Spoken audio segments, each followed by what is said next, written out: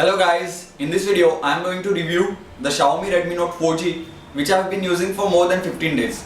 And let me tell you at the starting only that if you are thinking to buy Redmi Note 4G or if you are confused in Redmi Note 3G or 4G and dual SIM is not your priority, then go for Redmi Note 4G because it's surely a great phone. So let's get started with the build quality. First of all, this was my first phone which I used for review purposes without having a scratch guard or without having any type of case. And the phone performed really well. As you can see, there are no scratches on the front and there are no scratches on the back too. So that's a really great thing about this. And the buttons placed on the right side are tactile. There is no issue with that. So let's talk about the back panel. The back panel is surely slippery as that of Redmi Note 3G's back panel.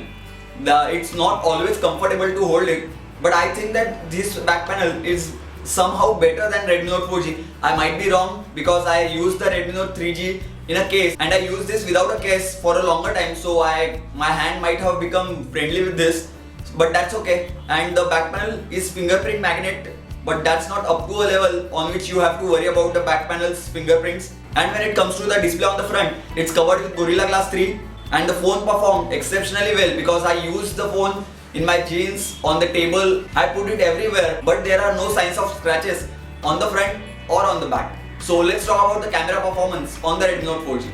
The back facing camera over here is 13 megapixel with a flash and the front facing camera is 5 megapixel. The LED notification light over here is not that bright in the normal usage too. This issue might be with my device only, like only this space.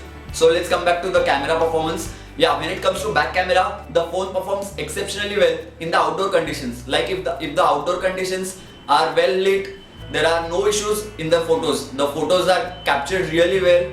The color saturation and everything is really fine. As you can see in these sample pictures, the color quality and the picture quality is really awesome. But when it comes to low light conditions, as there was issue with the Redmi Note 3G's low light performance, there is an issue with the Redmi Note 4G's low light performance too. And Redmi Note 4G is capable of recording 1080p videos which are very good to view on your TV or your monitor or your laptop. And when it comes to front facing camera, the phone performs good there too. There are no issues with that. You can tap to focus while you are taking photos with the front camera. But while you are recording a video with the front camera, there is an issue that you cannot tap and focus on some point while recording with the front camera. But that's okay, that issue might be fixed or might not be fixed with the software updates, but the camera performance is surely good on the Redmi Note 4G.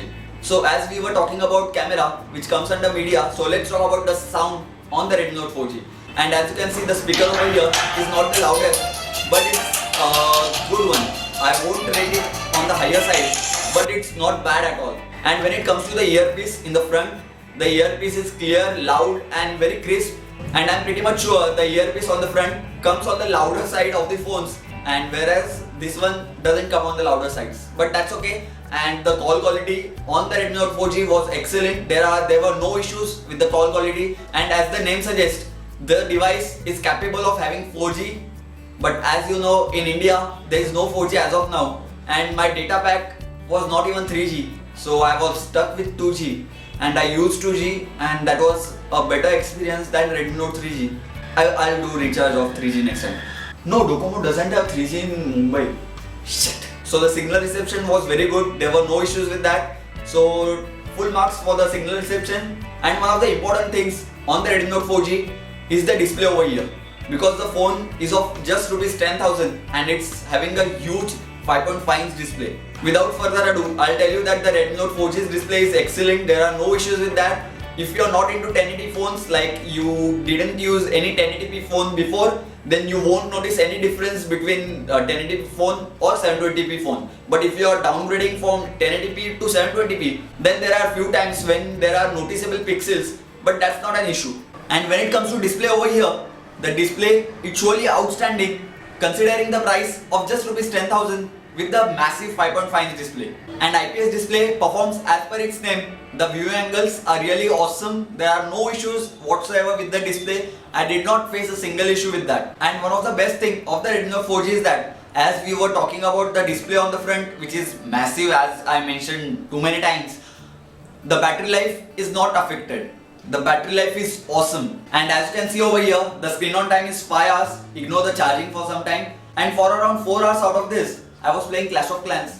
I was so bored in the lectures that I couldn't stop myself playing Clash of Clans for the 4 hours, so hope my dad doesn't watch this video. So the final verdict is that the battery life on the Redmi Note 4G is awesome. There are no issues with the battery life too. And in my complete usage of around 15 days, I used the phone with the MIUI 6, which is latest MIUI, and one of the important feature is like one-handed operation mode. I hope you can see it from there. And all the other awesome features are in the MIUI 6 are present in this MIUI 6, and it's updated weekly. And I have a detailed guide of how to install MIUI 6, so you can watch that. And heavy games can be played on the Redmi Note 4G easily. There are no issues with that thanks to the Adreno GPU. And when it comes to normal gaming, Clash of Clans, which I mentioned earlier, runs awesome. There are no issues with that. Graphics are rendered fast, and games open and close, and each application opens and closes very fast. So no issues with the performance too. And when it comes to GPS, the GPS also performs very well. I tried that while traveling through a rickshaw, and I tried that with 2G. As you must be knowing, my 2G net pack is very slow. And still the Maps application worked really fine. It got my location very fast, and there were no issues with that too. So GPS works awesome, there are no issues. And if you are connected to a Wi-Fi, or if you are using a 3G net pack, then there are no issues with GPS too. And browsing experience on the phone is very nice. The pages load up very fast.